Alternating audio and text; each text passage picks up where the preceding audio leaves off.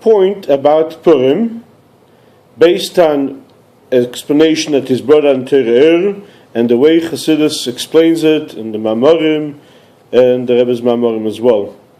Purim is called Pur, Al Shema Pur, and the name of the girl, the lottery that Haman HaRasha did.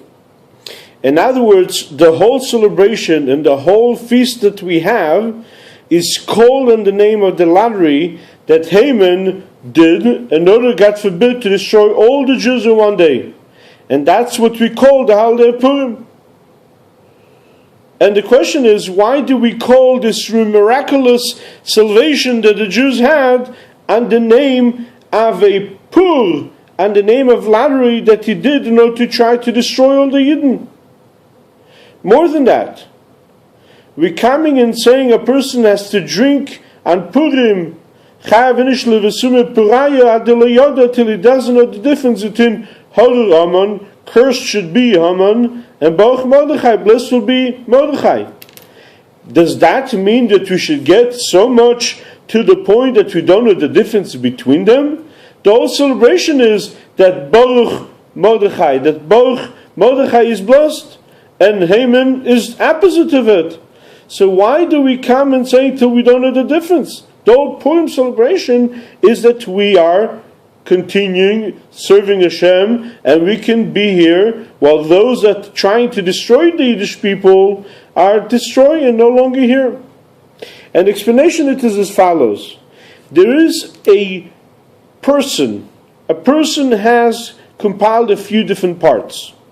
There's the characteristic of the person, there's the understanding of a person, there's the low part, which is the action or speech, the part that goes externally, and there's a person's wisdom, and even there's the desire of a person.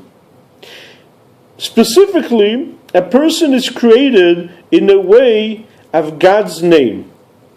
God's name, Yud Kei Vav Kei, symbolizes how a person is created in this world. Specifically, the letter Vav and Hey, the last part of Hashem's name, symbolizes the characteristic. Vav is the sixth characteristic, and Hey, the part that is connected to action, speech, which is a smaller action, or the actual actions. Then you have the letter Yud and the letter Hey. Yud and Hey symbolizes Chochma Bina, which is two levels of understanding. One is the point of understanding, and one is understanding things from what you learned and what you understood. I'm not going to go in great length, but in short, this is what the letter Yud and the letter Hey symbolizes. Chochma Bina, the level of understanding the concept, and then taking it and understand other things from that concept. And that's what a person is. The person is symbolization of the word Yud Kivaki, Hashem's name. More than that, there's the tip of the letter Yud, which is symbolized the concept of the desire, Ratzon. A person has Ratzon. A person has desire. Yom Kippurim is called Kepurim. Yom Kippurim, the holiest day of the year, Yom Kippur, is like Purim. What is the point of Purim? What's the point of Yom Kippurim, the holiest day of the year? To be able to reach higher than desire.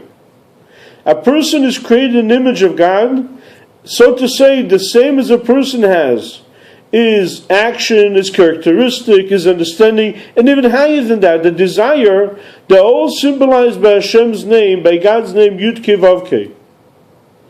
When a person did, God forbid, something against another person, it needs to appease him, it needs to go even higher level. On Yom Kippur, we go higher, so to say, than God's characteristics, so to say, and understanding, even higher than his desire.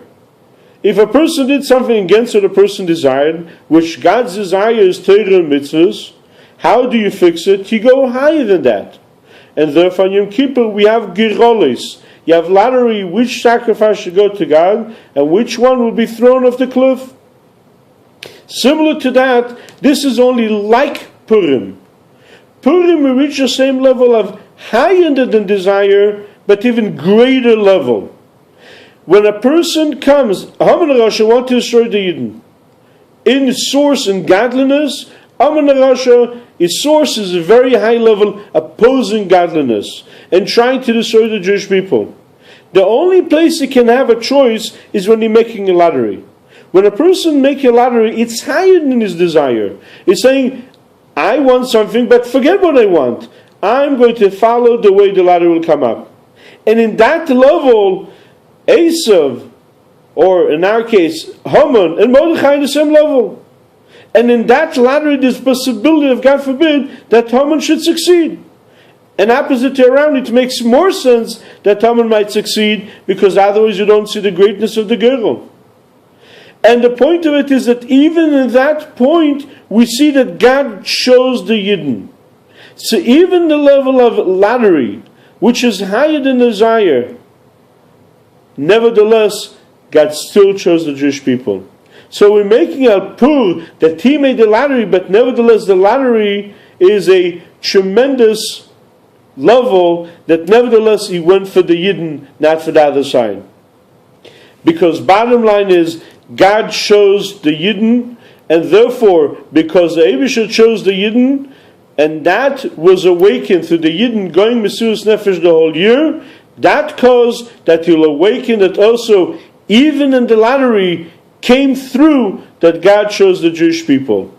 And that's the celebration of Purim, and that's why Purim is much greater. And in other words, we're not coming and saying the Torah Amon Nebuch Mordechai because we understand, but because in much greater level, higher understand, Adel Yoda, not because of understanding, but rather because Ato Bechartanu, God shows us, and we should see very soon in an open way that Ato Bechartanu.